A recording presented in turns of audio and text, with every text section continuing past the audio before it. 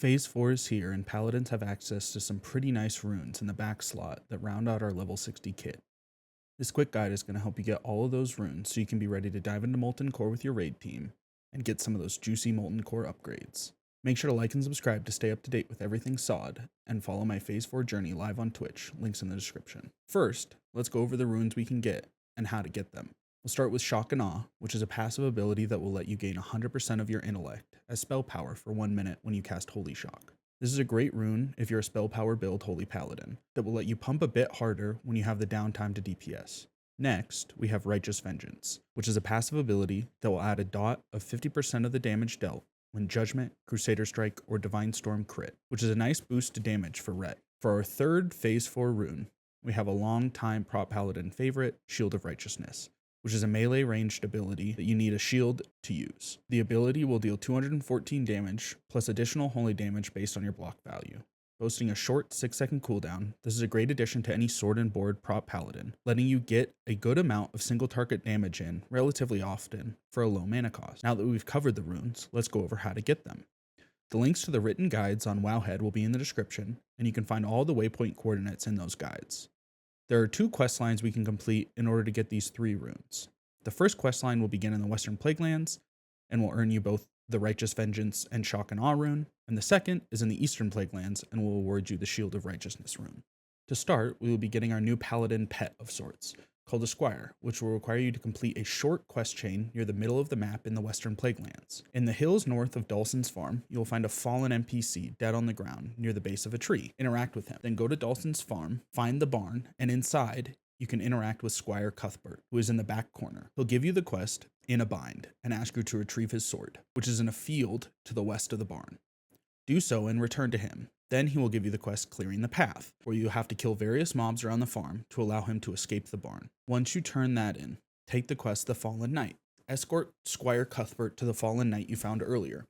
Once there, interact with the knight and burn him. Then speak to Squire Cuthbert to turn in the quest and receive your rune and Dalton's horn. This horn can be placed in your relic slot, allowing you to summon Squire Cuthbert to fight alongside you.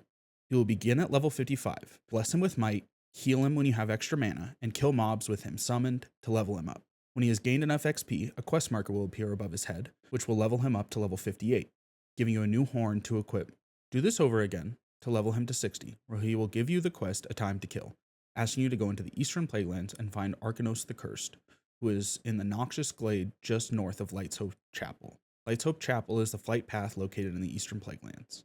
When you arrive and find Arcanos, your squire will give you another quest, Close Enough to Touch, where you will have to kill Shadow Mages and Dreadweavers in the area till you receive an item called the Shadow Scourge Scalpel. Speak to your squire again to get the quest A Time to Kill, where you will kill Arcanos, finishing the questline and awarding you your rune and the Testament of Avenging Wrath, a book that will permanently teach you Avenging Wrath, which is a nice bonus reward. That's the first 2 runes, Avenging Wrath and your squire obtained. Now it's time to go get the Shield of Righteousness rune, which conveniently is also obtained here in the Eastern Plaguelands. The beginning of this questline is a bit annoying, as you'll have to find a slack-jawed ghoul who wanders between the Undercroft and Corin's Crossing. I ran back and forth on the road and eventually saw him just north of the road, a bit east of the Undercroft. Kill him to release Orthus' spirit. Talk to the spirit to receive the quest Oi, where he will task you with finding his hammer, which is located on the 2nd floor of a house in Corin's Crossing. He gives you an item called Orthus' Favorite Golden Tooth, which allows you to summon the quest giver at any time to turn your quests in.